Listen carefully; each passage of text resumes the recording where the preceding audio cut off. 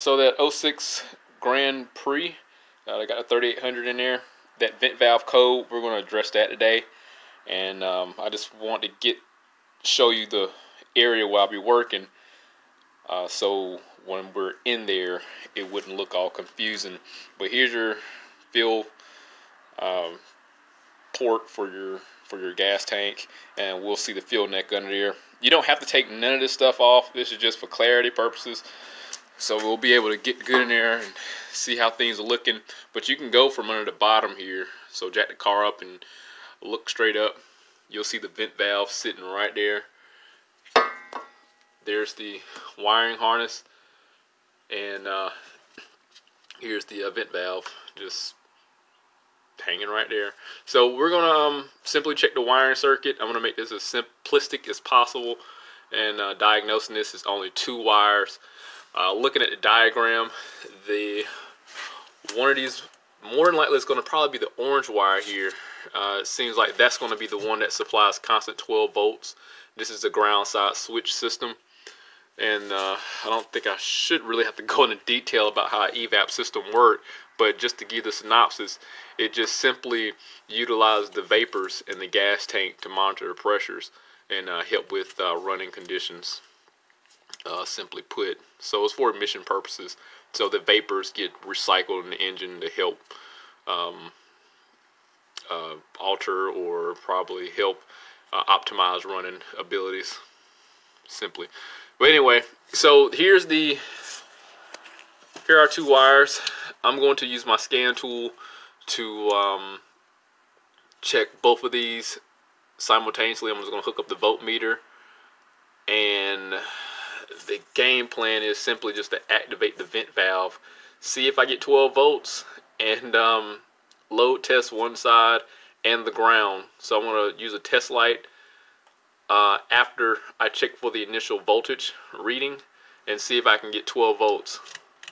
And so you do have to have a bidirectional scan tool to effectively test this circuit here, because you have to command that ground side circuit to open this vent valve here. So I'm gonna take this hose off so we get a little more room.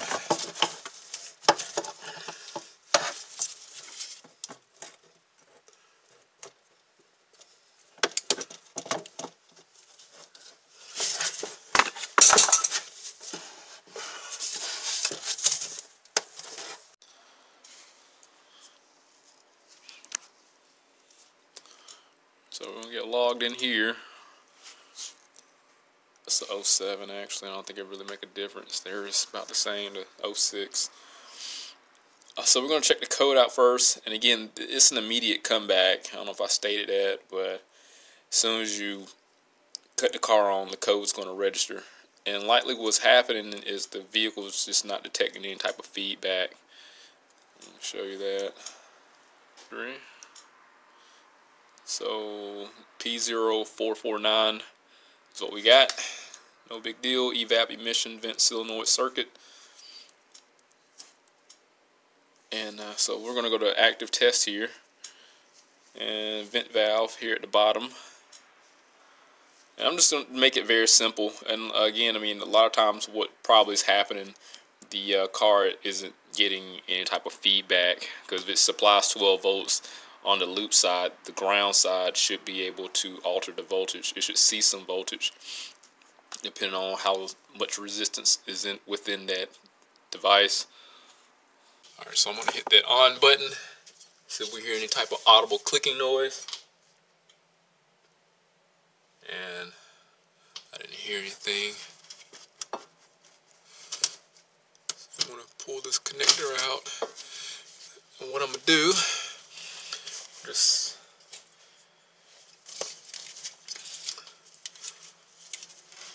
test for power and ground. So it's activated now, so technically this should illuminate my test light.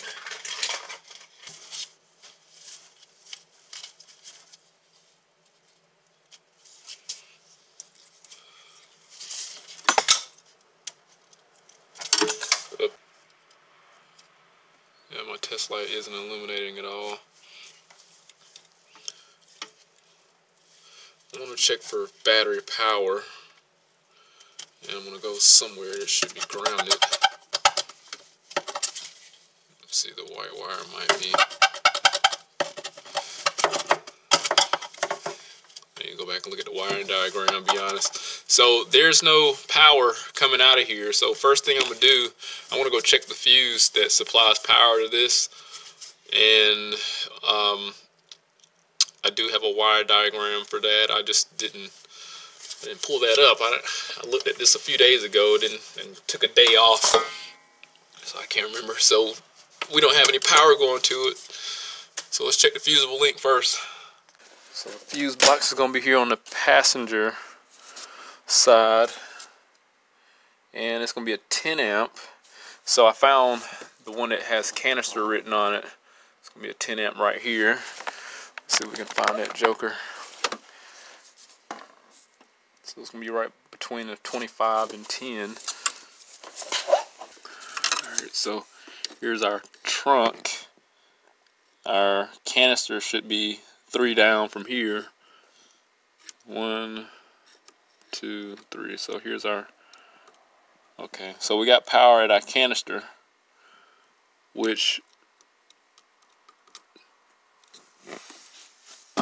so I'm going to have to go back and check and make sure I had a good connection or a good ground on the canister vent valve, because the possibility my ground wasn't that well. So we have power here, so we should have power going out to that orange wire.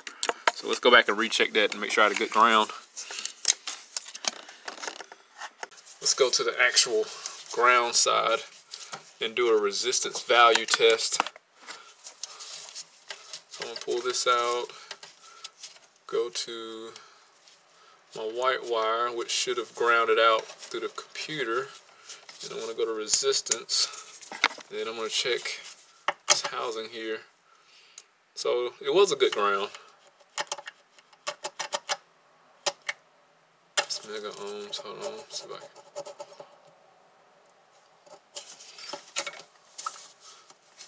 If I can get it like lower than that. I'm gonna try a better ground. That's probably what it was, but that.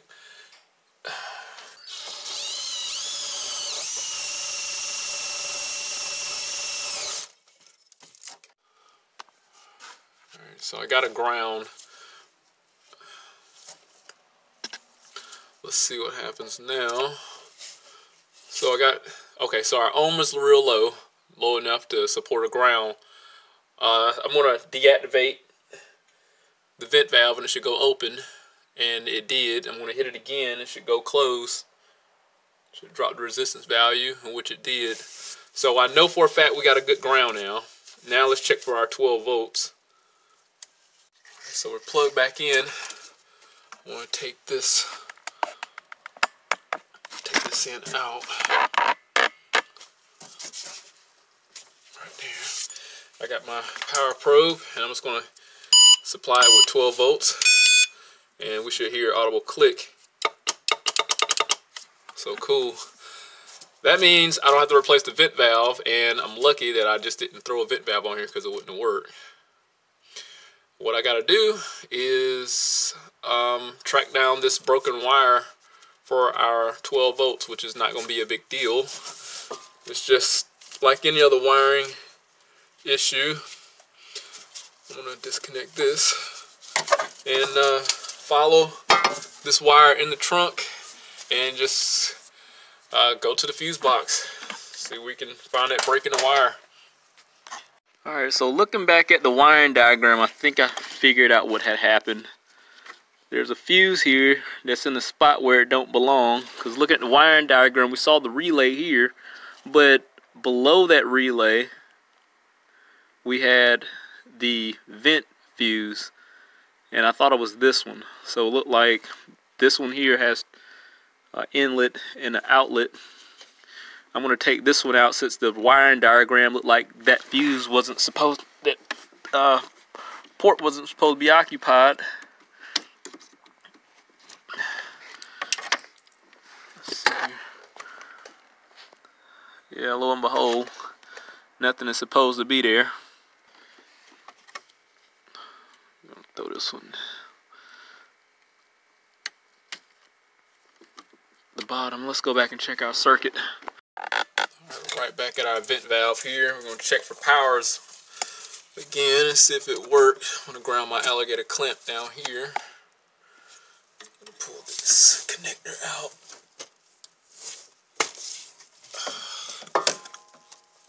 Alright, let's see. So our orange wire should be supplying power now. This test light should illuminate. Key on, engine off.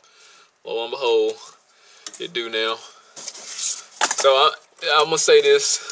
I know the owner works on his own vehicle, and I'm just going to speculate. I mean, the code wasn't present a long time ago, so I guess they put fuses in the wrong spot.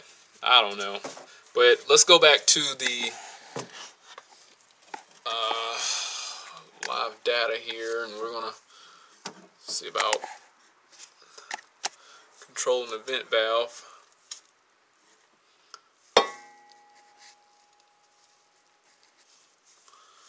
Go to, I couldn't get in the trunk, so I had to go to the body control module. Let's go back to powertrain, active test, vent valve. Let's listen for audible noise. Yep.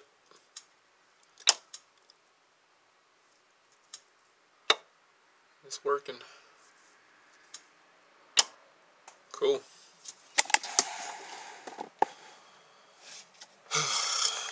It's crazy something so stupid simple cause you to run around like you're crazy. But at least it didn't take me that long. I mean, it caught on pretty quick. It was within the hour. And I'm going to say, as far as diagnosing go, if you figure out the issue within that, I think you're well on par. Alright, everything's knocked out. The check engine light's not coming on any longer. The vent valve's working like it's supposed to. The only unfortunate part is, which is bittersweet. You know, I didn't throw a part at it in efforts to fix it, so I didn't shoot a part at it, which is a great thing. And you know, we still went. Even though the diagnosis took a long time, we found out it was just the schematics. It was me. I read the wiring diagram, and then I guess I improperly looked at it. And you would imagine, being that, you know, the customers typically don't mess with the fuses, why would the fuse be out of place? Who knows? You know, and things happen. But it's fixed, and I guess I learned something new. Just triple, quadruple check yourself, and things will work out lovely, I guess. Read 4 times, execute once, I guess. Maybe that should be a thing. If you ever had to replace the vent valve, it's going to take 0.5 hours. Not a big thing. You simply could have accessed it under the vehicle. Didn't have to take the splash shield off, or in the wheel well like I did, that inner cover. Everything's knocked out. There's no more check engine lights on for this vehicle. So last video, well, the second video before that, we resolved the misfire. That was a simple coil, and this one was just the out of place fuse. GMs are pretty. They're not that bad when we're remedying check engine light, I would say, but it's still being resourceful and having your resources. So, but I ain't gonna sit there and talk. But other than that, hit that link, subscribe to the channel, stay informed, have the originals of my work. See you on the next one.